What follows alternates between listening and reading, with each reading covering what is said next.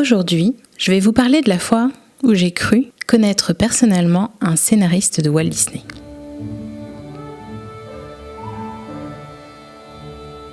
Bonjour à tous et à toutes et bienvenue sur cet épisode du podcast Pourquoi tu lis. Aujourd'hui, je vais vous parler de mon expérience avec Vaiana 2. Pourquoi je vous parle de cette expérience ? Parce que ça a été quelque chose de très fort et de très bouleversant pour moi d'aller voir ce film et de me rendre compte à quel point mes techniques de bibliothérapie pouvaient m'en apprendre plus sur moi-même et sur mon état d'esprit quand je me les applique à moi-même. Pour commencer, je vais faire un petit disclaimer. Je suis vraiment désolée, mais vous n'aurez pas d'extrait des musiques de Vaiana 2 et des chansons dont on va parler, parce que dans ce podcast, j'ai envie de vous parler de 3 chansons qui m'ont particulièrement touchée et émue, de vous expliquer ce qui s'est passé à l'intérieur de moi à ce moment-là et ce que j'en ai tiré, moi, comme leçon.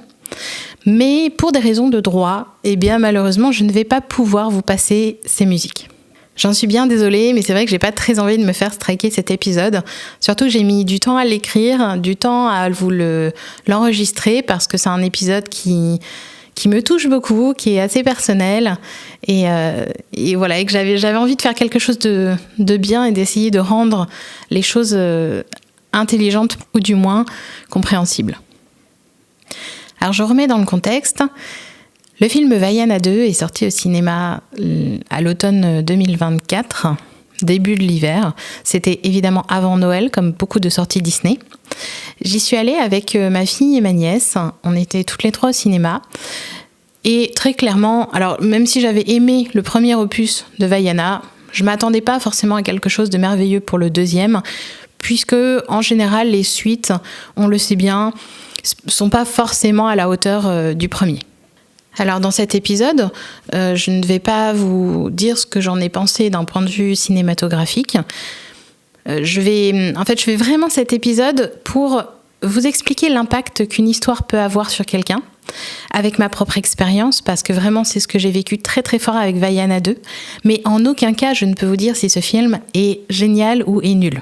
Donc si vous voulez vous faire votre propre opinion, moi je ne peux que vous encourager à aller voir déjà le premier Vaiana et puis le deuxième. Mais en tout cas, sachez quand même, parce que ça va transparaître à travers tout cet épisode, que moi j'ai bien aimé le deuxième Vaiana.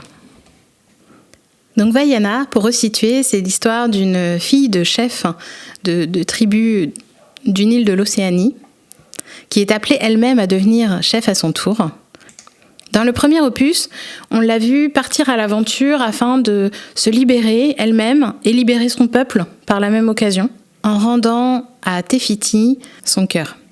C'est une manière finalement de soigner la lignée des ancêtres et de faire sauter les blocages qui peuvent être transgénérationnels. Après, c'est aussi une très très très chouette histoire que je vous invite à aller voir, et puis mon interprétation sera peut-être pas l'interprétation de tout le monde. Dans cet opus numéro 2, Vaiana, elle est sur son île avec son peuple et tout se passe extrêmement bien.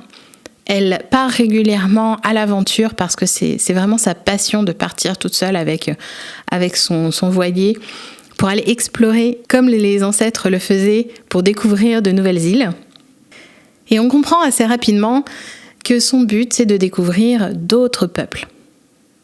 Alors Vaiana, elle est très heureuse, elle est très épanouie, son peuple l'est également, mais un jour, elle va recevoir un message de ses ancêtres pour aller encore plus loin. Donc il y a une des chansons de Vaiana 2 qui s'appelle « Aller plus loin » et qui va parler de cette hésitation entre son envie effectivement de poursuivre son destin et sa route et d'aller encore plus loin à l'aventure et son envie de rester près de ses proches, d'être là pour sa petite sœur, de la voir grandir, d'être un pilier affectif et pour son peuple et pour sa famille. Mais même si elle est tiraillée entre la mer et la terre, on comprend assez rapidement qu'elle va céder aux voix des ancêtres et qu'elle va partir accomplir son destin en partant à l'aventure. En gros, pour vous la faire courte, l'objet de sa quête, c'est d'aller au cœur d'une tempête pour poser le pied sur une île qui ferait en sorte d'apaiser la colère d'un grand dieu pour qu'enfin les peuples de l'Océanie puissent se rejoindre et se retrouver. Donc c'est pas rien, C'est une grande quête, c'est une grande aventure, c'est un grand destin. Elle va rencontrer beaucoup d'obstacles, évidemment, et elle va, pour une fois, avoir besoin d'aide. Alors, dans le premier opus, Vaiana, elle est assez seule, finalement. Elle part toute seule sur son bateau. Elle rencontre Maui, qui au début n'a pas franchement envie de la suivre. Et puis finalement, ils vont se lier d'amitié et ensemble, ils vont pouvoir achever la quête. Dans le deuxième opus, elle va être accompagnée. Elle va être accompagnée par plusieurs amis qui vont monter avec elle dans le bateau. Et surtout, elle va rejoindre Maui qui, par amitié, par affection pour elle, parce qu'il a une grande admiration aussi pour cette petite bonne femme qui a montré un courage incroyable dans le premier opus. Du coup, il va sortir de sa propre histoire, de sa propre quête pour pouvoir l'aider dans ses aventures. Pour ce qui est de mon expérience de visualisation de ce film, je vais vous parler de 3 chansons qui m'ont énormément marquée, qui m'ont pas mal bouleversée. Mais je ne vais pas vous en parler dans l'ordre dans lequel elles apparaissent dans le film, puisque je me suis rendu compte du pourquoi est-ce que j'avais été autant touchée par ces chansons, par ces 3 chansons, que des semaines après, une fois que, comme mes filles me réclamaient en boucle d'écouter les chansons de Vaiana 2, ce sont des chansons qui se sont imprimées en moi et sur lesquelles j'ai pu faire un travail d'introspection comme on peut faire en bibliothérapie. Et là, j'ai compris vraiment l'enjeu pour moi de ces chansons. Et du coup, je vais vous les livrer dans un narratif qui m'est propre, mais qui ne suit pas forcément le narratif du film. Pour vous remettre aussi dans un contexte un peu plus personnel, à ce moment-là de mon histoire à moi, professionnelle, puisque c'est de ça dont on va parler aujourd'hui, j'étais encore en contrat avec mon ancien employeur, mais en phase de le quitter, et pas encore tout à fait de nouveau à fond dans mon entreprise de bibliothérapie. Donc j'étais vraiment dans un entre-deux qui était extrêmement inconfortable, et j'avais beaucoup de mal à récupérer de l'énergie pour pouvoir avoir une vision claire de ce que je voulais faire dans cette entreprise. Et là, sur l'écran, apparaît une déesse d'Océanie qui va s'adresser à Vaiana et qui va lui dire « Depuis 1000 ans prisonnière dans le ventre d'une chimère, ce monstre me fait vivre un enfer.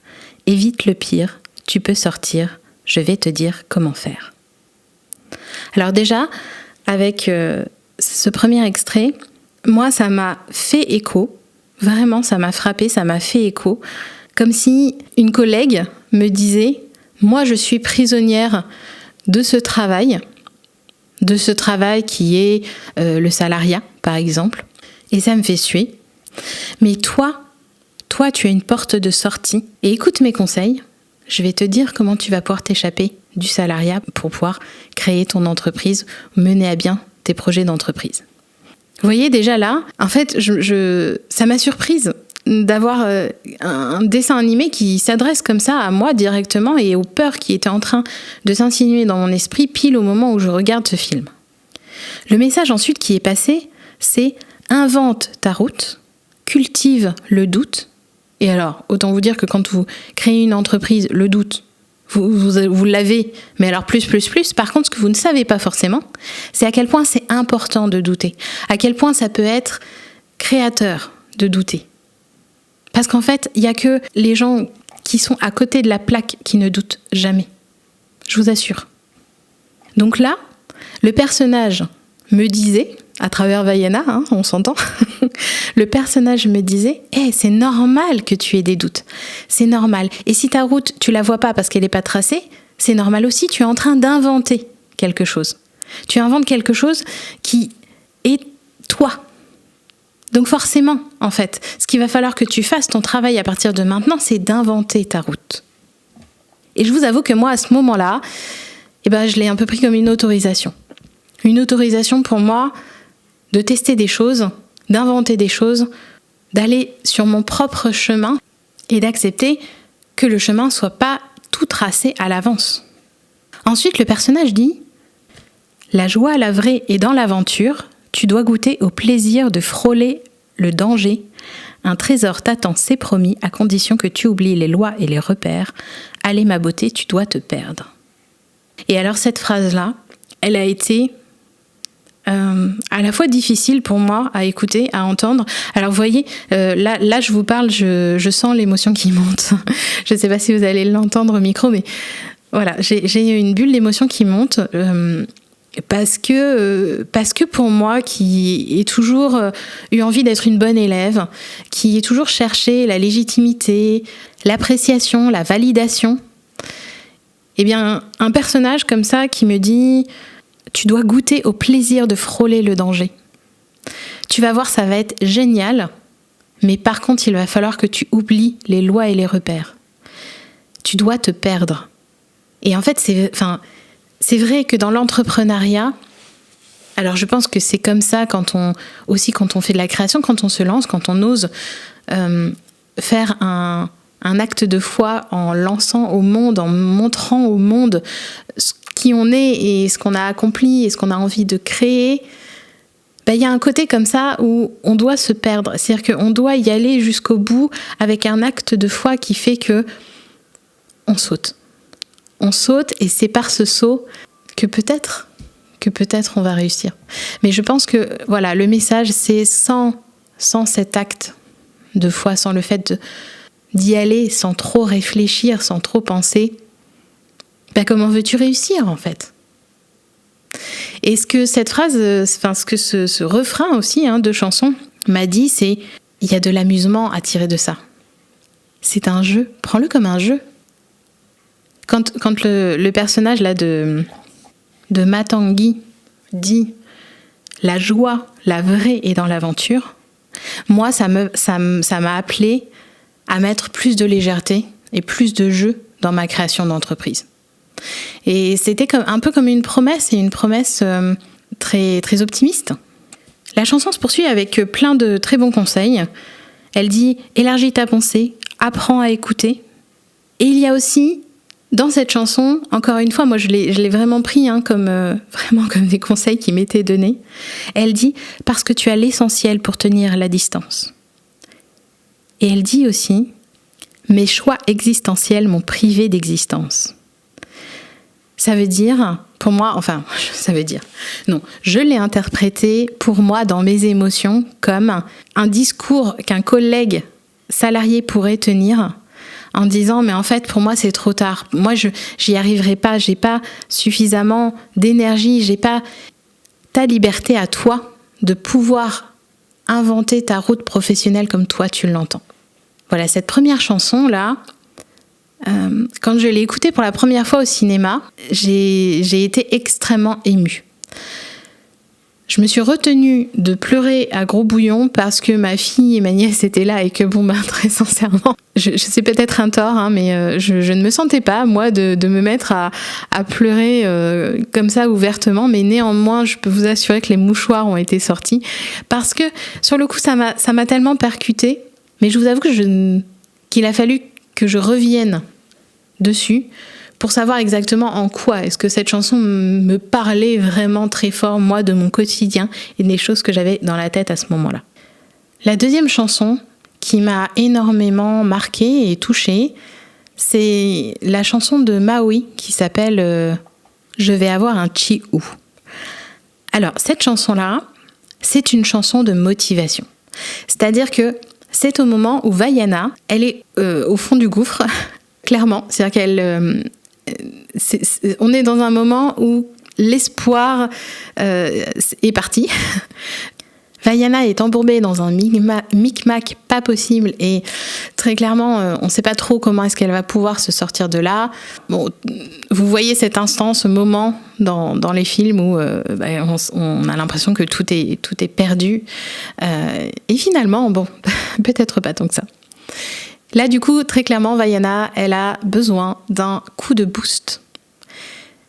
Et je vous avoue que moi, à ce moment-là, en décembre 2024, j'étais dans cet état-là. C'est-à-dire, j'avais été épuisée par un boulot salarié et je n'avais plus tellement d'énergie pour me dire « Allez, je vais repartir, je vais me battre. Je vais y aller et je vais y aller jusqu'au bout et je vais réussir à monter mon entreprise et à en vivre. » Bref, à ce moment-là, Vaiana et moi, clairement, même combat. En tout cas, même combat émotionnel. Et là, cette chanson de Maui qui vient la bousculer, qui vient très gentiment lui remonter le moral, mais tout en la secouant un peu et en mettant en avant ses qualités. Très honnêtement, c'était la chanson dont j'avais besoin.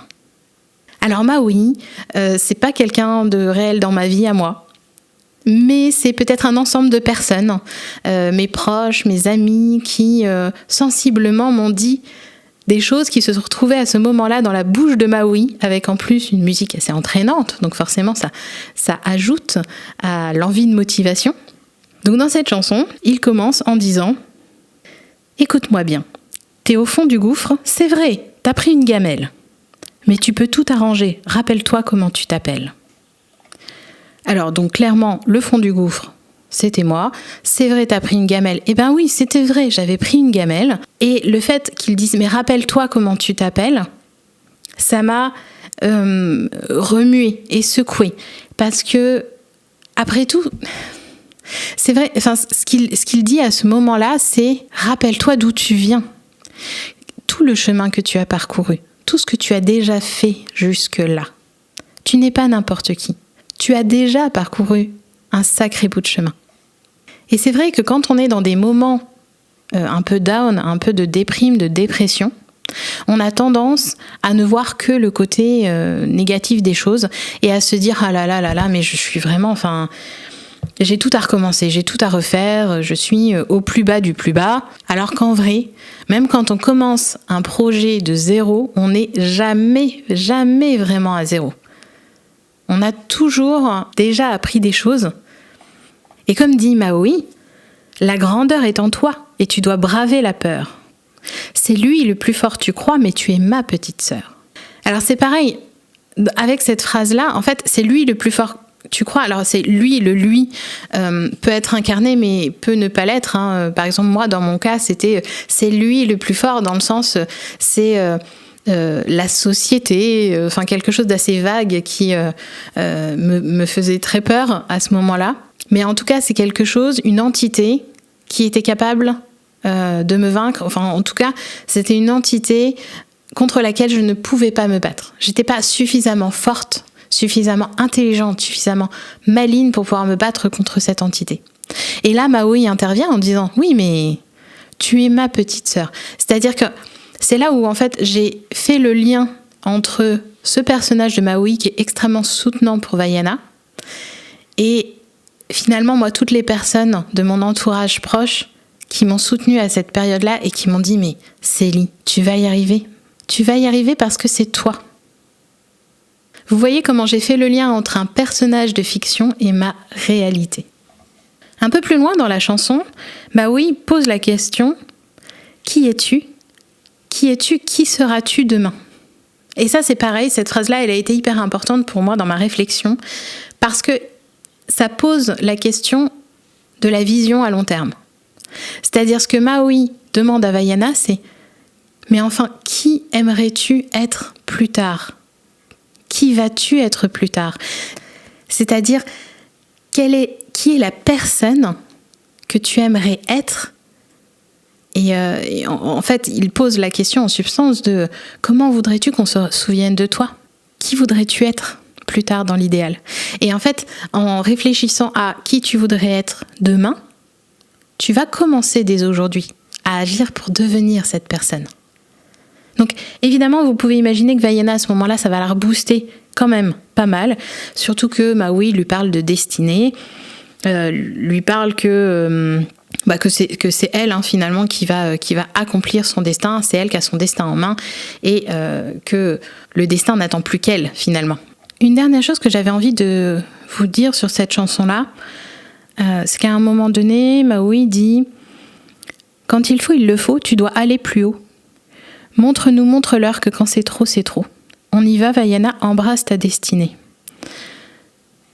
Moi, ça a beaucoup fait écho en moi, dans le sens, le message que j'ai entendu à ce moment-là, c'était « Tu sais qu'il va falloir te retrousser les manches parce que mine de rien, même si c'est ton destin, même si tu es faite pour faire quelque chose comme ça, ce qui est extrêmement encourageant déjà en soi, c'est pareil, il dit même si tu as tout ce qu'il faut à l'intérieur de toi pour réussir, eh bien mine de rien, quand il faut, il le faut. Ça veut dire il va falloir te retrousser les manches, ma cocotte, pour pouvoir réaliser ton destin, c'est-à-dire pour pouvoir atteindre ton but.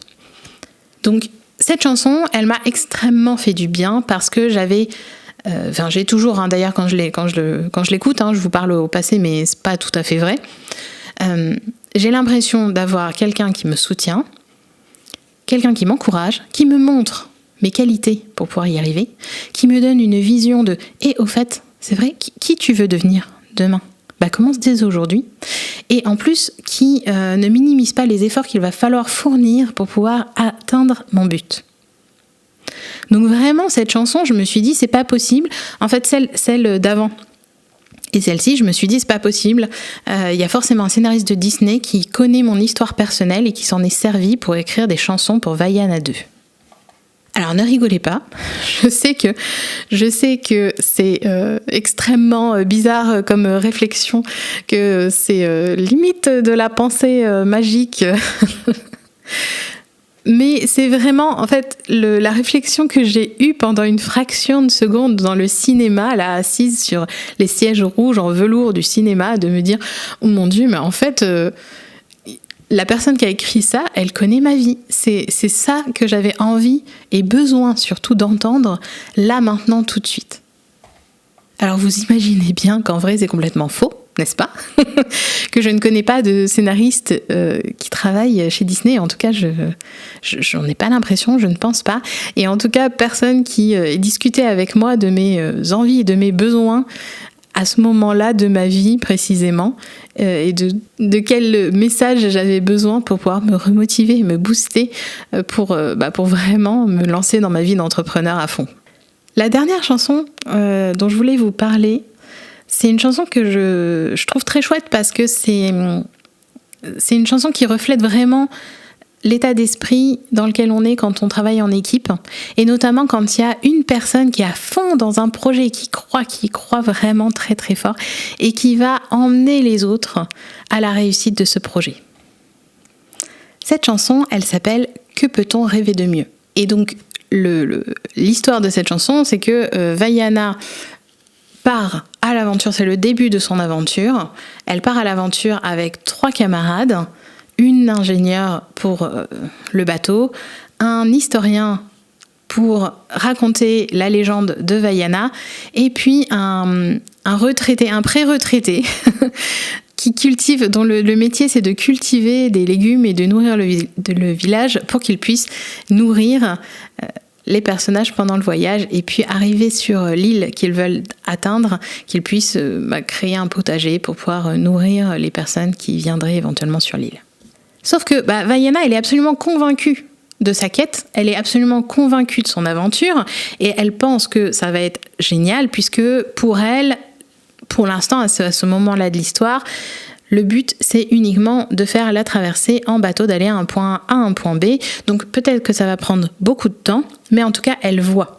Elle a la vision de son but, elle sait où est-ce qu'elle veut aller, elle sait dans quelle direction aller.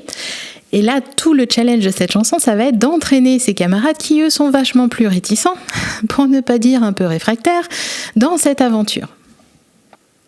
Et du coup, vous allez me dire, mais enfin, Célie, qu'est-ce que ça a comme rapport, cette chanson, avec ton aventure entrepreneuriale ? Bien, écoutez, déjà, certes, je suis toute seule dans mon aventure entrepreneuriale, dans le sens où je suis toute seule dans mon entreprise.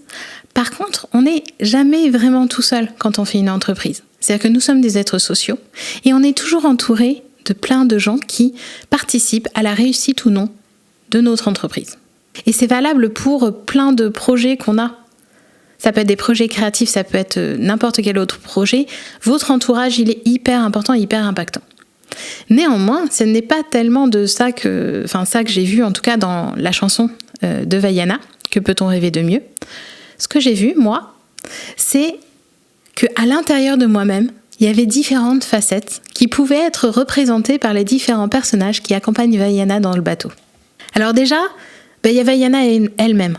Vaiana, c'est la part de moi qui a très envie d'y aller, qui est convaincu par son truc, qui est convaincu par les bienfaits de la bibliothérapie et qui a très envie de le montrer à tout le monde tout le temps et d'hurler au monde à quel point c'est un outil incroyable et génial et qu'on va faire des choses formidables avec. Ensuite, il y a les parties de moi qui sont un peu plus réticentes et qui ont un peu plus peur. Donc déjà, il y a l'ingénieur. L'ingénieur, elle est là pour résoudre des problèmes. À un moment donné dans la chanson, quand la jeune femme qui fait le rôle de l'ingénieur prend la parole, déjà, elle casse par son rythme la chanson, elle met un rythme vachement plus haché. Et elle dit, elle, ce qu'elle aime, c'est de résoudre des problèmes. Et elle a une phrase aussi qui est absolument terrible, c'est une devise pour sa vie entière qui dit « Tout tient en 3 mots, échouer, apprendre et mourir ». Et je dirais que ça va être la partie de moi qui est perfectionniste et qui a l'impression que c'est jamais assez, que c'est jamais suffisamment bien. Alors, la différence entre ce personnage et la partie de moi qui pense que c'est jamais assez bien, c'est que le personnage adore les échecs parce qu'elle va pouvoir intellectuellement réussir à trouver des solutions. Ça, je comprends que ce soit vraiment le kiff absolu pour quelqu'un comme elle. Moi, ça me fait un peu flipper. Et après, du coup, le personnage, en fait, va exprimer le fait qu'elle a un côté très, très pragmatique et elle a une phrase dans la chanson qui dit « On va finir dans le ventre d'un requin ». En gros, c'est ça, c'est « Ok, très concrètement, si on part à l'aventure sur un bateau comme ça, on risque de finir dans le ventre d'un requin. Hein, c'est cause-conséquence. » Mais elle se laisse quand même convaincre par Vaiana. Le deuxième qui se laisse convaincre vraiment très, très facilement dans la chanson et dans l'histoire, c'est l'historien. L'historien, parce qu'en fait, lui, son but, alors ce que moi j'appelle l'historien, j'ai caricaturé un peu, mais son but, en fait, c'est d'être là pour mettre par écrit l'histoire de Vaiana, pour construire l'histoire et pour, du coup, assurer la transmission. C'est celui qui va le plus facilement rentrer dans l'aventure, je pense peut-être, si je le rapporte à moi-même, encore une fois. Moi, ça me fait penser au fait que quelle est l'histoire que j'ai envie que mes enfants retiennent de mon aventure professionnelle. Quel est le récit de famille que j'ai envie qu'il reste dans la famille, dans la lignée. À la fois, c'est une très bonne interrogation et à la fois, on voit bien que ce personnage-là, c'est celui qui part le plus rapidement avec Vaiana et qui est le plus vite convaincu par les arguments de Vaiana et qui, à son tour, va convaincre ses camarades. Alors, le plus difficile à convaincre, c'est le plus vieux, c'est celui qui attend sa retraite, comme il le dit dans la chanson. C'est celui qui cultive. Parce que, alors moi, ça m'a ramené à mes angoisses de ne pas réussir à nourrir ma famille, d'accord ? Donc, une fois qu'on a calmé les angoisses de « t'inquiète pas, tout n'a pas besoin d'être parfait », ne t'inquiète pas, tu sais, si tu fais ça, tu vas participer au récit familial qui va faire que ce que tu vas transmettre à tes filles, c'est qu'on peut y arriver. On peut se lancer dans des projets aussi fous que l'entrepreneuriat et vivre une aventure vraiment très chouette. La partie la plus compliquée à persuader, c'est la partie très pratico-pratique de « d'accord, mais qu'est-ce qu'on mange ? D'accord, mais à quel moment est-ce que je suis suffisamment en sécurité ?» Le personnage, il dit « Moi, je me sens devenir fou. Rendez-moi mes arbres, ma boue et mes choux. » Donc, il est vraiment dans c'est bien beau toutes vos aventures, mais enfin, moi, je veux de la sécurité. Et heureusement, pour l'aventure de Vaiana, à la fin de la chanson, elle arrive à le rallier, lui aussi, à son envie, sa quête d'aventure. Puis finalement, cette chanson, elle est extrêmement optimiste. Et puis, encore une fois, c'est une chanson de motivation. Moi, elle m'a, alors pas tant émue, mais donné beaucoup d'espoir et de courage. Et elle m'a fait sourire, ce qui déjà en soi est quelque chose de génial. Donc voilà pourquoi est-ce que je l'ai retenue là pour vous en parler aujourd'hui.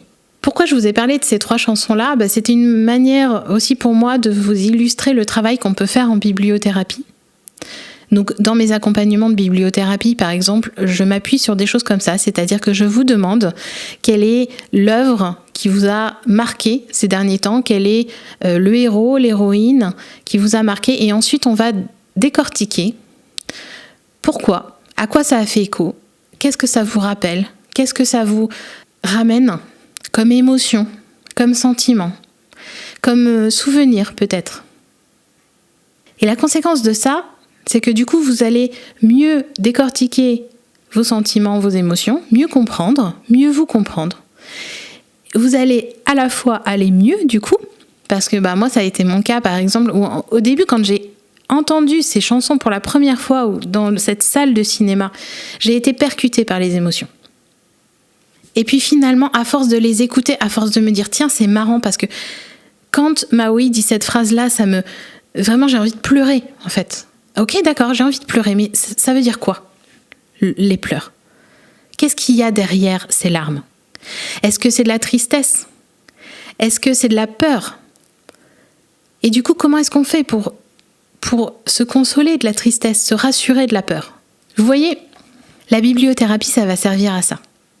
Et puis ça va servir aussi, comme moi je l'ai fait là avec Vaiana 2, à s'appuyer sur des héros, sur des héroïnes qui vont pouvoir nous inspirer, qui vont pouvoir être un tremplin peut-être, une béquille en tout cas pour affronter le monde extérieur. Et puis mine de rien, quand on a un Dieu qui nous dit tu peux le faire, t'as tout en toi pour le faire, allez courage, je suis derrière toi et je te soutiens, je peux vous assurer que ça vous fait vraiment un bien fou et que vous avez envie de tout défoncer. Alors j'en suis venue à la conclusion que non, j'avais pas de scénaristes de Disney qui vivaient près de moi et que personne n'avait pris mon exemple et mes besoins pour pouvoir écrire des chansons. Mais n'empêche que je pense que les histoires, elles ont ce côté universel qui fait qu'on peut s'y reconnaître et qu'on peut projeter notre propre histoire dedans. On peut s'en servir comme levier pour pouvoir avancer et avancer mieux dans la vie et se sentir mieux. En tout cas, moi, c'est ce que je vous propose d'explorer avec ce podcast et puis avec des accompagnements. Donc si jamais vous avez envie d'explorer vous aussi des œuvres qui vous ont marqué, qui vous ont beaucoup ému, qui vous ont percuté, et voilà, de savoir pourquoi et puis de vivre un petit peu mieux grâce à ces œuvres-là qui sont chères à votre cœur. Ce que je vous conseille, c'est de m'envoyer un mail sur celi.octopuscreatio@gmail.com ou alors de me contacter via mes réseaux sociaux pour prendre un rendez-vous en appel découverte. Pendant 30 minutes, on discute de votre problématique pour voir si je peux vous apporter quelque chose et puis pour voir si on peut créer un accompagnement qui soit efficace et qui vous apporte vraiment quelque chose. Et tout ça, c'est entièrement gratuit. J'aimerais beaucoup savoir, moi, si vous avez des films qui vous ont marqué, qui vous ont percuté. Et puis à l'occasion, j'aimerais beaucoup en discuter avec vous, donc n'hésitez pas à me mettre des commentaires et à me contacter sur Instagram. Je mets toutes les références en barre d'infos. Et puis je vous souhaite plein de très très belles histoires. Donc des livres, des films, des jeux vidéo. Voilà, toutes les histoires qui peuvent vous tomber sous la main sont toujours des sources d'inspiration inépuisables. Je vous souhaite une excellente semaine. Je vous dis à très vite pour un nouvel épisode de Pourquoi tu lis.